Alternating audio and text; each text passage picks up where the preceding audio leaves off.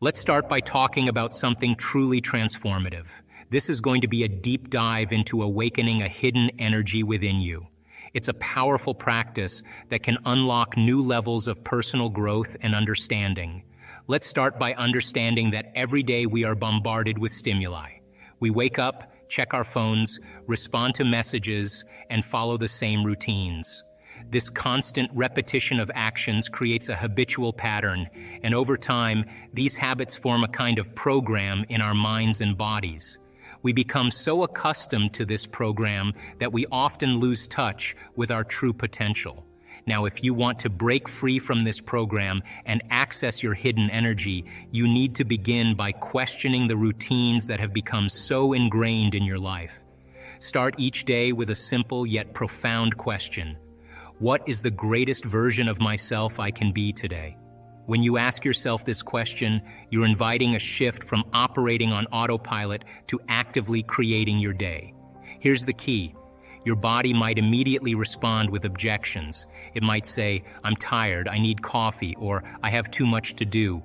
But remember, you are the mind, and your body should follow your commands. When you direct your attention and intentions, you begin to override the automatic responses and start to take control of your day. The next important step in this process is to become very aware of your thoughts. It's easy to let our minds wander or get caught up in negative thinking without even realizing it. That's why it can be helpful to focus on specific thoughts that you want to stay aware of during the day. Here's a simple method to help you with this. Start by choosing 4 specific positive thoughts that you want to keep in mind. These could be simple affirmations or statements that reflect the kind of mindset you want to have. For example, you might choose thoughts like, "I am capable," "I am worthy," "I am healthy," or "I am strong." Write these thoughts down on a piece of paper or in a journal. Having them written out makes them more tangible and helps you remember to focus on them throughout the day. Once you have your 4 thoughts, make it a daily practice to review them. Set aside a few moments in the morning to read them and remind yourself of their importance. You can also carry the written thoughts with you so you can glance at them whenever you need a boost or reminder. The goal is to keep these positive thoughts at the forefront of your mind. Throughout the day, pay close attention to your thoughts. Notice how often your mind drifts to negative or limiting patterns. For example, if you catch yourself thinking, "I can't do this," or "I'm not good enough," recognize that these are contrary to the positive thoughts you are trying to focus on. By being aware of these moments, you can start to observe patterns in your thinking. This awareness is key to making changes in how you think. When you notice a negative thought, gently remind yourself of the positive thoughts you've chosen.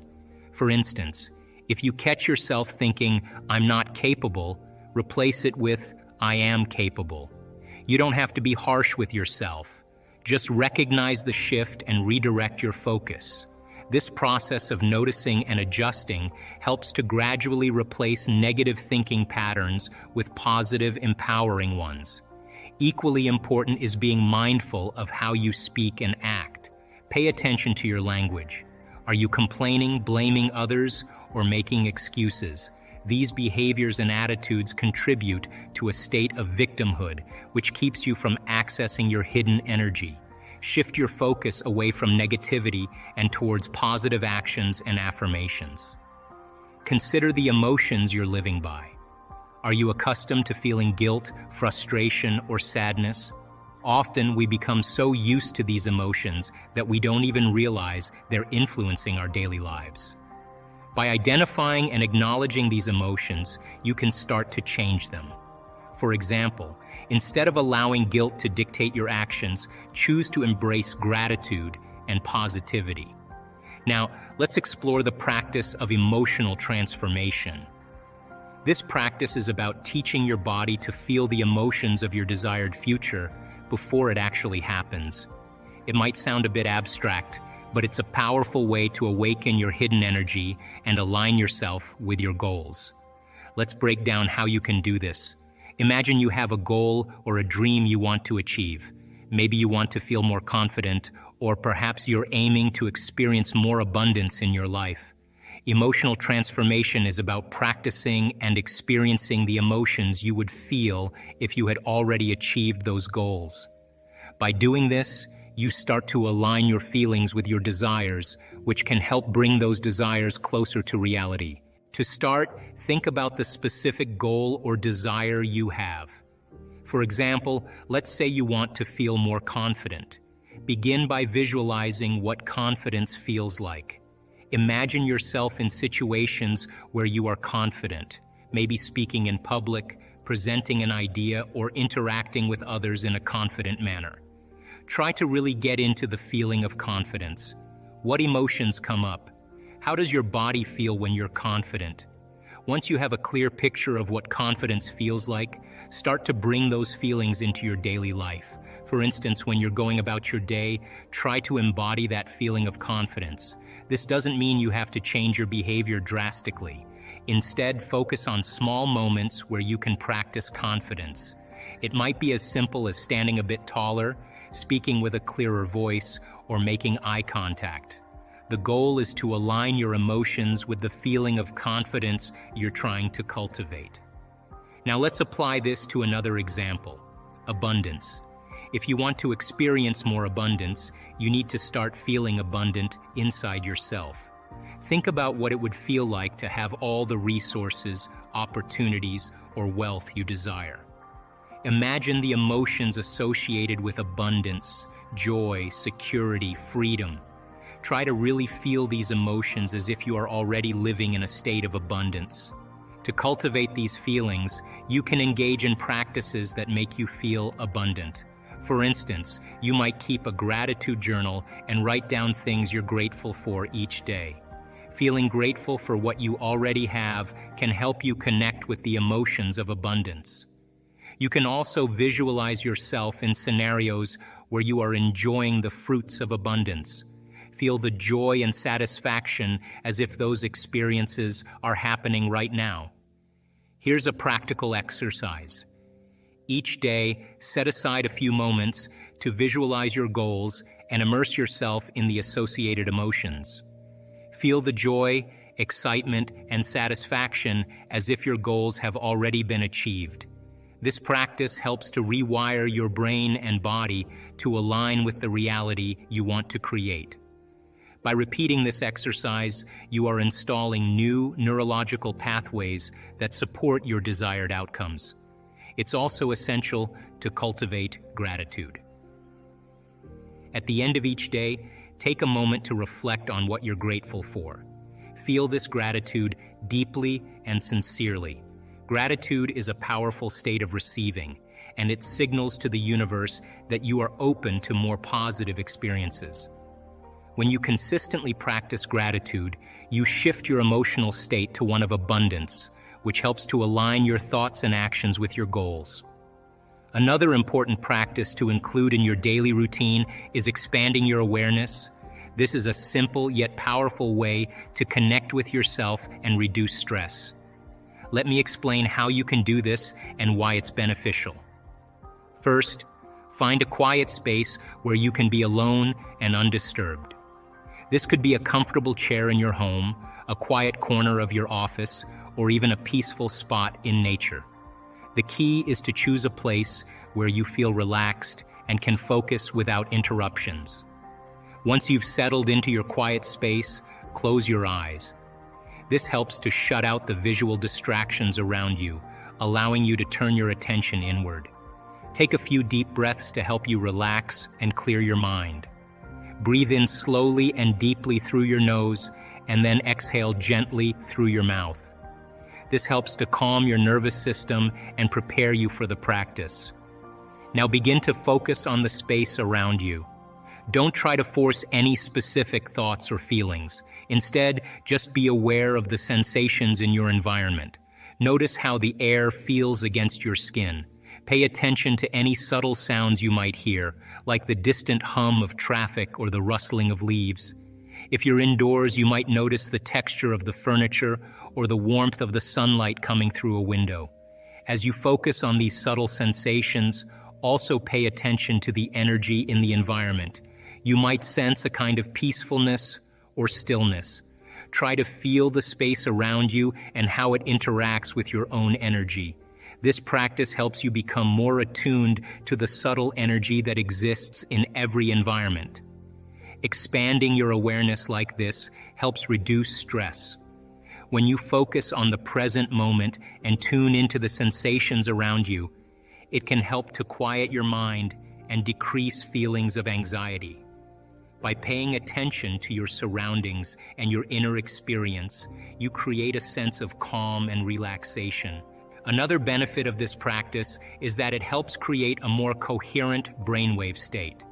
Brainwaves are electrical impulses in your brain that correspond to different states of consciousness, such as being awake, relaxed, or deeply focused. When you practice expanding your awareness, you encourage your brainwaves to become more synchronized and coherent. This means that different parts of your brain work together more effectively, which can improve your overall mental clarity and emotional stability. Remember, most of our thoughts and feelings are based on past experiences. Our brains are designed to reflect everything we've learned and experienced so far. Each experience we have shapes our neural connections and creates specific emotional patterns. If you want to break free from the past and awaken new energy, you need to change these patterns. When you experience something new, your brain organizes the sensory data into patterns and creates a corresponding emotion. These emotional patterns become part of your memory and influence your future thoughts and feelings.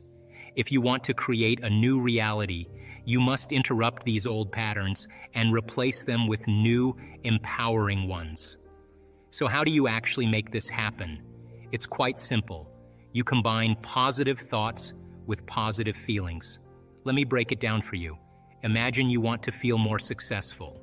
Start by thinking a positive thought like, "I am successful." But don't stop there. You need to pair that thought with the feeling of success.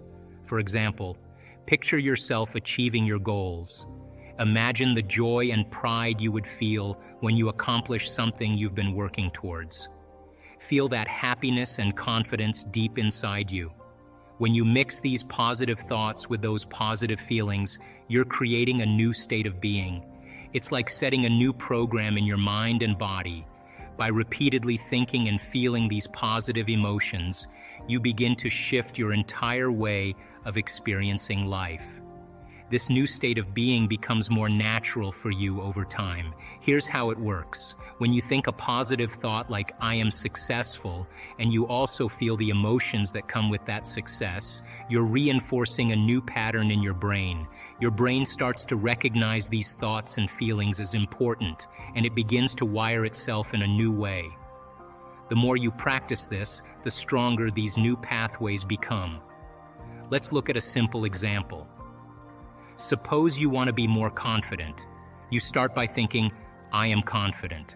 While holding this thought, try to remember a time when you felt really confident. Maybe it was when you gave a great presentation or when you achieved something you were proud of. Let yourself feel the same confidence you felt in that moment. The more you do this, the more you are training your brain and body to align with the feeling of confidence. As you continue to practice combining positive thoughts with positive feelings, you're gradually replacing old, limiting patterns and beliefs. These old patterns might be beliefs like, "I'm not good enough," or "I'll never succeed." When you keep focusing on positive thoughts and feelings, those old patterns start to fade away. They get pushed out by the new, empowering ones you're creating. Think of it like planting a garden. If you plant seeds of success and confidence, and you water a component called harder, stronger, more intense, and they put themselves in that first-person internal mental image. At the end of 2 weeks, they have a 13.5 increase in muscle strength, and they've never performed the activity. Not only is the brain changed to look like the experience has already occurred, now the body has changed by thought alone. the body looks like it's been working out for the last 2 weeks. So then the power of mental rehearsal, of imaging, primes the brain and body to look like the future has already occurred. And when you set the extent of your limit and you can image what you can do even further than what's normal, then you are stepping into the unknown. And of course, then your body is going to follow your mind because the experience has already happened. You know, the challenge behind all of this is that people have to understand that there is a journey that they have to take. In other words, 95% of who we are by the time we're 35 years old is a set of memorized behaviors, emotional reactions, beliefs, perceptions, attitudes, behaviors that function like a subconscious computer program. 95% of who we are is a habit, and it's programmed in the body to keep doing something so many times the body knows now how to do it better than your brain. So if that's 95% of who we are, the body becomes the mind, and most of the time people are unconscious. You see, the thoughts that you think are the electrical charge in the quantum field. The feelings that you emote are the magnetic charge in the quantum field. And how you think and how you feel broadcasts an electromagnetic signature that influences every single atom in your life. The thought sends the signal out, and the feeling draws the event back. So if you are walking around your life feeling sorry for yourself and feeling like a victim, you are broadcasting that signature into the field. And you will create more experiences to suffer. Because we are not punished for our sins, we are punished by our sins. And sin is an attitude, and sin is how you think and how you feel. So then when you cause people to give up their guilt and their shame and their unworthiness and teach them how to open their heart and create coherent waves in their brain and in their heart, they are going to produce the miraculous. It takes training. And it takes practice, and it takes learning new information and deprogramming ourselves into believing that we are limited. But if you are living by the hormones of stress and you have no energy, no field, then you can't produce an effect on matter. So then life is about the management of energy. And where you place your attention is where you place your energy. And if your attention is on the knowns and the predictable future, or your attention is on the familiar emotions of the past, you are siphoning energy out of the present moment, and you have no energy to create with. And when you are able to do this and practice it really well, you will begin to do what is innately your birthright, and that is to create an unknown or wonderful experience in your life. So it just takes practice in order to do it. What we noticed in our research, to finish that other thought, is that there comes a moment when you are in that coherent level of alpha, and all of a sudden you slip into theta. And all of a sudden when theta turns on, all of a sudden you start seeing this amazing change take place, and the body becomes so relaxed, and the energy centers, the sympathetic nervous system, switches on. But instead of switching on like you are being chased by a tiger, or switching on like having an orgasm or ejaculating, or switching on for whatever reason, it is switching on in balance with the parasympathetic nervous system. So the parasympathetic nervous system settles the body down, but now the sympathetic nervous system turns on. And here comes that energy, and whoosh, it travels right up the central nervous system, and it hits the brainstem, switches on what is called the thalamic gate, the reticular activating system. All that energy now hits the train station, the docking station where all the neurons go, and boom, it hits the neocortex. And now you are producing gamma brainwave patterns, and gamma brainwaves are superconscious brainwave patterns. In other words, the inner world is the real world. The experience is so profound energetically that you never forget the moment. You just take a methyl group and twist it, and it turns up. Then if you take melatonin and you change it again, it creates a phospholuminescent chemical, the same chemical found in the electric eel. Now what is that? The neurons are just filled with energy, and there's a glow. The neurons now are heightened, and they're storing energy, and that's what gives those colors and patterns during the experience. If you switch that molecule again, it turns into the chemical that you find in mammals that are hibernating. In other words, no sex drive, no appetite, the body's in stasis. You're no longer having any drives. What a time to dream, what a time to create a future, when the body is no longer the mind. Take that chemical and tweak it again, and it's the most powerful hallucinogenic known to man. Now you're talking about the God molecule. You're talking about the inner world as the real world, and now you are walking into a dimension. This is where you go from space-time into time-space. That's the vision quest or the lucid experience or whatever mystical moment that has been talked about for antiquity. It takes a little bit to get people to this point, but when the neurotransmitters change, the chemicals are a downward causation of a shift in consciousness. When that happens, holy hell, because the person will never be the same. I've had experiences, I understand them. You can't go back to business as usual after a few of those. I think my interest is to demystify this. Right, let's demystify it. You teach people information, you teach them how to do it, and then it creates transformation. Right, if we can measure transformation, that's more information to teach transformation better, and we can close the gap. So in one of our advanced workshops, we actually did extensive meditation. One of the things I've realized in my own personal experience is that you have to go past the point where you want to lay down in your meditation. There comes a point when you want to lay down or you want to give up or stop. If you go a little bit past that point and you sit up a little bit longer and then you lay down, and you can do it early in the morning because the neurotransmitters are just right. So now people then get caught up in an emotion. They reaffirm their identity. They could wake up in the morning and feel nothing at all. And then all of a sudden they say, well, wait a second, I've got to get back to myself. So they start thinking about their problems, and here come the emotions. And they say, oh, now I feel like me again. So those emotions then begin to influence our thoughts. Like if you feel like a failure, you're going to think you're a failure. And when you think you're a failure, you're going to feel like a failure. And when you feel like a failure, you're going to think more thoughts equal to being a failure. And the cycle of thinking and feeling and feeling and thinking causes you to say, I am a failure.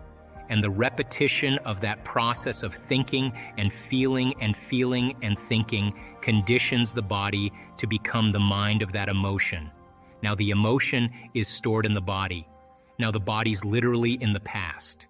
And the body, as the unconscious mind, doesn't know the difference between the actual experience that's creating the emotion and the emotion that you're creating by thought alone. Your body's believing it's in the same experience 24 hours a day, 7 days a week, 365 days a year. So getting people out of the past is the work. So then they wake up in the morning after they reaffirm who they are, and they can't think greater than how they feel. They're in the familiar past. So if you're in the familiar past, you're going to do the things that reaffirm the emotions of your predictable future. So you wake up in the morning, you check your WhatsApp, you check your text, you check your Twitter, you tweet, you check your Facebook, you check your email, you check the news. Now you are really connected to everything that's known in your life. And then you run through a series of routine behaviors. You move around your house the same way you always do. You do all the same things. You go to the same grocery store, you buy the same food, you shop the same way. The best way to predict your future is to create it, not in the known, right there. That uncertainty, you can learn now how to regulate your state instead of living in fear, because the idea that things are going to get worse, the idea that you can't predict, the idea of being uncertain or can't control something actually sets off the stress response. So now you're in the unknown and this survival gene is switched on. Of course, people are going out of the infinite possibilities that exist in the quantum field. They're going to select the worst scenario in their mind, right? So then, what if you're in the unknown and you understand that, and now you can work back into that present moment and you say, what thoughts do I want to fire and wire in my brain, put my attention behind? What behaviors today, one day, what behaviors do I want to demonstrate? And the act of closing your eyes and mentally rehearsing who you're going to be when you open your eyes begins to install the neurological hardware in your brain to look like you've already done it. Now the brain is no longer a record of the past. Fifth dimensional creation has nothing to do with going anywhere to get anything. Because if you combine a clear intention, a coherent thought, coherent brainwave pattern with a coherent heart, moving into that elevated emotion, thoughts are electric and feelings are magnetic. The magnetism of this center becomes the energy. The intention is carried on that energy, and now you are broadcasting a new signature into the quantum field.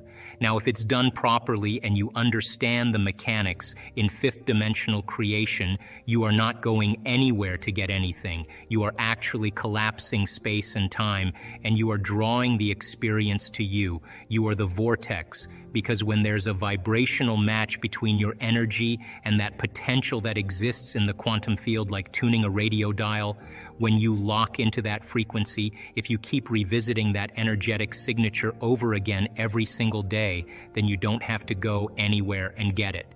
The new job finds you, the new house actually finds you, the new relationship finds you, because you are the vortex that's drawing the experience to you.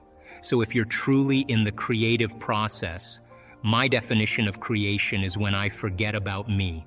I become nobody, no one, no thing, nowhere, in no time. I become pure consciousness. And the moment I reach that elegant moment of the generous present moment, all possibilities in the quantum field exist truly when our brain and body are in the present moment. Getting there is the work. So then most people then create reality from what we call three-dimensional creation. So change the field and you change matter. There's only two components according to the research that shows how to change the field. Here's an example. They did an experiment where they took a group of people that were great healers, and they took these vials of DNA and set them out in front of these people. And they said, now listen, this is a mindful function. With all of your intention, we want you to see this DNA wind or unwind in your mind. Just keep seeing it wind or unwind, wind or unwind. So they did it over and over again, over and over again. They checked the DNA. Guess what happened? Nothing. Intention did nothing to change the DNA.